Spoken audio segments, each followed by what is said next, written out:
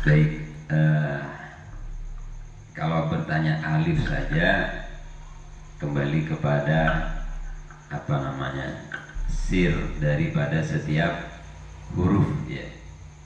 Jadi sir daripada setiap huruf. Jadi para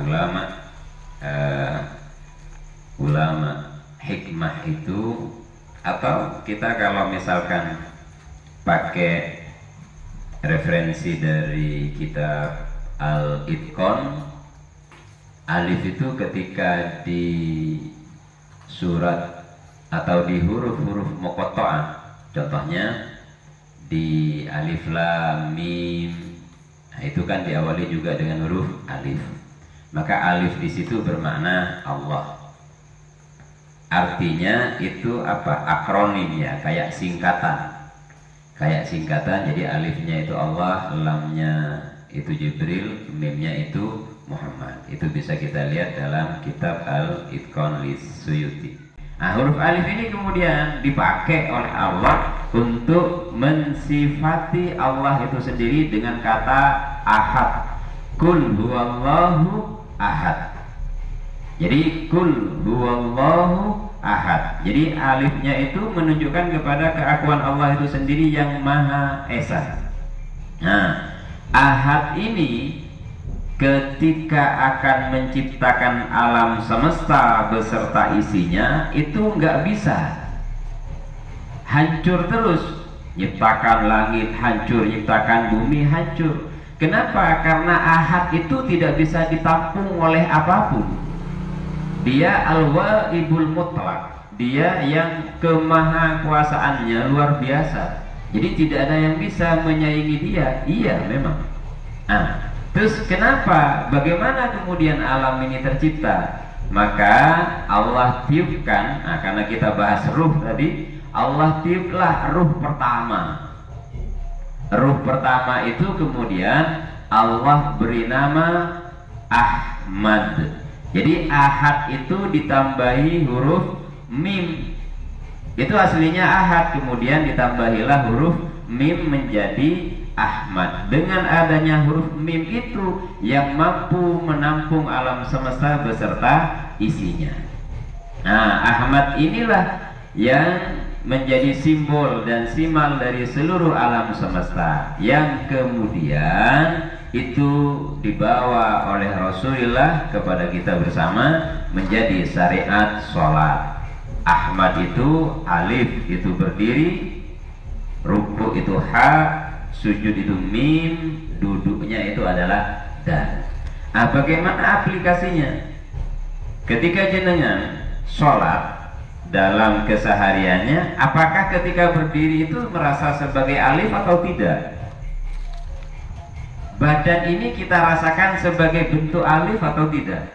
Ketika kita ruku, apakah badan ini kita rasakan sebagai huruf ha atau tidak? Begitu juga sampai kepada sujud, sampai kepada mim. Maka kalau untuk merasakan, matikan akal ketika sholat. Karena yang sholat itu harusnya sir. Karena sirnya belum tembus, harusnya itu ruh. Ruh itu juga belum bisa, maka setidak-tidaknya itu kolbu yang sholat. Jangan sampai pikiran yang sholat. Kalau yang sholat itu adalah pikiran, kalau yang sholat itu adalah pengetahuan, maka yang kita renungkan itu bukan hakikat daripada Tuhan sendiri, tetapi pikiran kita. Jadi imajinasi dan pikiran kita masing-masing. Walaupun Allah Ta'ala menyampaikan ketika kita bicara tentang ruh, kulir ruhu min amri rabbi, katakanlah bahwa ruh itu bagian dari perintah Allah Subhanahu wa Ta'ala, begitu. Nah, di sini jadi itu huruf alif yang kemudian seluruh yang berdiri di alam semesta itu adalah huruf alif. Jadi tiang-tiang langit, penyangga-penyangga langit itu semuanya adalah huruf alif. Jadi simbol daripada kemahakuasaan Allah Ta'ala. Alif ketika digabung dengan huruf nun, alif dan ro, itu menjadi narun, menjadi api. Karena tadi menunjukkan sifat keakuan. Narun, nun, alif, ro. maka bacaannya adalah narun. Tapi ketika narun itu alifnya ditekuk ke bawah, berubah menjadi nurun. Artinya apa? Ketika seorang manusia mampu mengalahkan keakuannya, individualisnya, keegoannya, ya engkau kini kesobung, kita kalahkan, ya inilah saya, maka itu berubah menjadi cahaya. Kembali lagi kepada pembahasan kita yang awal. Jadi semuanya adalah cahaya pada akhirnya. Jadi semuanya adalah cahaya. Karena semuanya itu cahaya, maka bagaimana alif dalam diri kita ini semuanya bisa kita tekuk menjadi huruf waw, berubah menjadi nun, waw, dan ro. Jadi kata narun berubah menjadi nurun. Maka Allah Ta'ala kemudian menjelaskan tentang alam semesta beserta isinya adalah nurun ala nur. Jadi Allah itu sendiri adalah cahaya, dan cahayanya Allah Ta'ala tidak sama dengan cahaya yang kita lihat. Begitu. Cahayanya Allah Ta'ala yang menjadi sebab terciptanya dan adanya alam semesta beserta isinya, seperti itu. Sehingga kalau kita kaji huruf alif di situ, dan banyak sekali maknanya. Makanya kalau kita lihat, kalau kita kaji, kita pelajari, Sayyidina Ali saja pernah menyatakan itu. Andai kata aku tafsiri baknya bismillah ini, baknya saja katanya beliau, maka umurku ini tidak akan cukup. Yang komentar ini, katakanlah kalau bahasa sekarang, yang komentar ini adalah babul ilmi, pintunya ilmu yang bicara. Yang bicara adalah pintunya ilmu.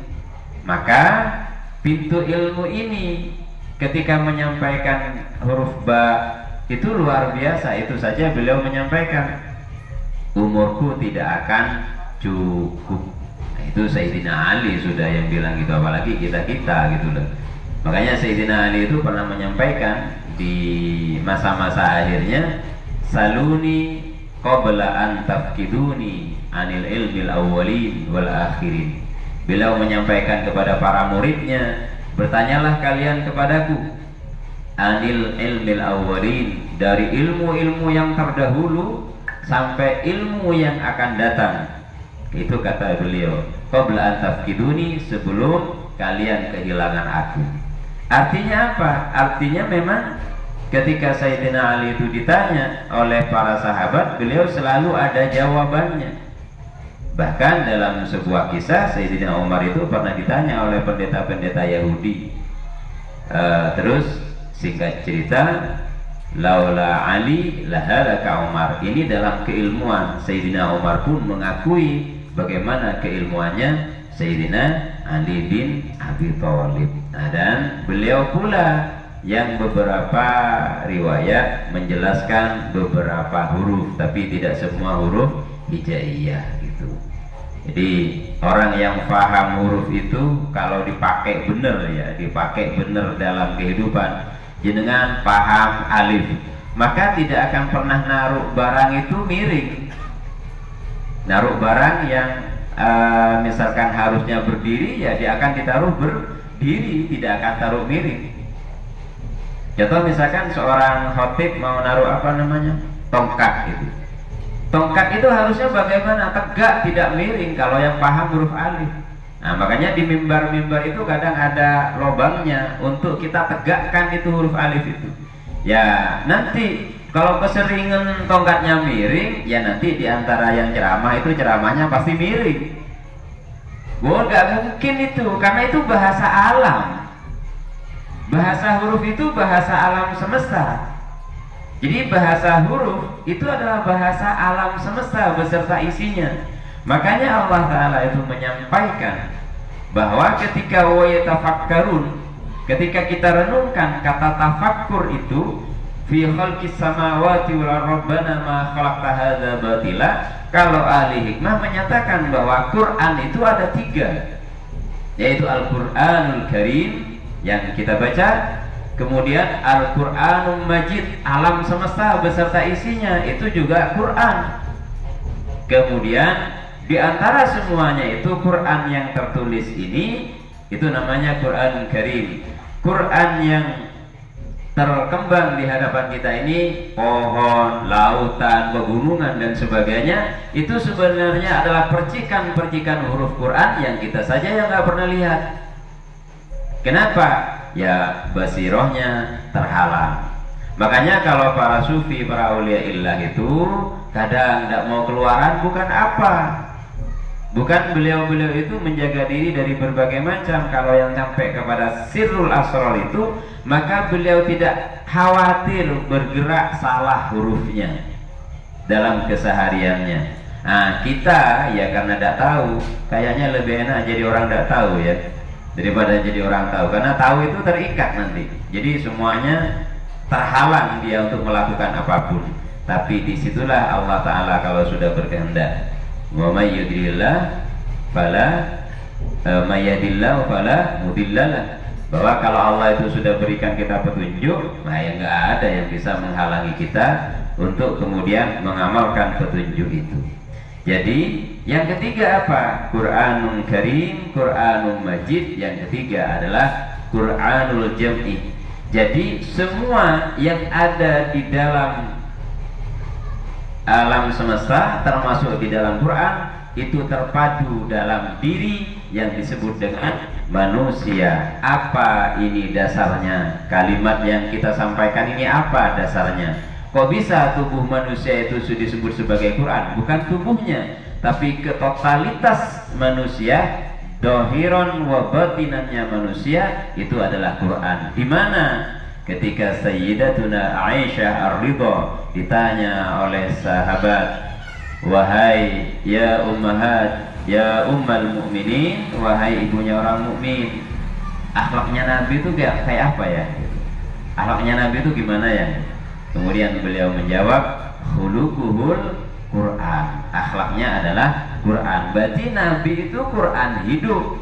Berarti seluruh totalitas yang ada pada Nabi SAW itu adalah Al-Quran. Jadi makanya beliau bagian dari apa? Bagian daripada alam semesta ini, bagian daripada beliau sendiri, termasuk Quran, termasuk Al-Quran. Kenapa? Ya karena Nur Muhammad yang tercipta dari Ahmad itu adalah induk alam semesta beserta isinya yang berada di situ, ya termasuk Al-Quran. Al-Quran yang kita baca, Al-Quran yang kita kaji itu adalah petunjuk secara tulisan, ada petunjuk secara gerak alam, ada petunjuk secara perbuatan manusia. Makanya kita, kenapa para ulama kita ini disuruh banyak sholawat, memuji. Ingat, bersolawat itu berarti nyambung rasa, nyambung ruhani dengan Rasulullah Sallallahu Alaihi Wasallam, seperti itu. Kenapa? Karena sambungan itulah yang akan mengantarkan kita kepada Allah Subhanahu Wa Taala. Fasuluk hidayatun, maka perjalanan menuju kepada Allah Subhanahu Wa Taala itu adalah hidayah. Jadi kembali kepada pojok lagi, artinya bagaimana Allah Ta'ala membimbing kita untuk sampai kepadanya, dan jalannya itu adalah Rasulullah Sallallahu Alaihi Wasallam.